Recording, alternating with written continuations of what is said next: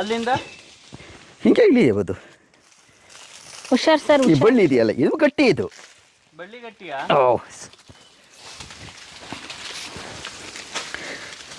ಕಾಡ್ ಮನುಷ್ಯರ ತರ ನಾವು ಹಳೆ ಸಿನಿಮಾಗಳಲ್ಲಿ ನೋಡ್ತೀವಲ್ಲ, ಬಳ್ಳಿ ಇಟ್ಕೊಂಡು ಇಳಿಯೋದು.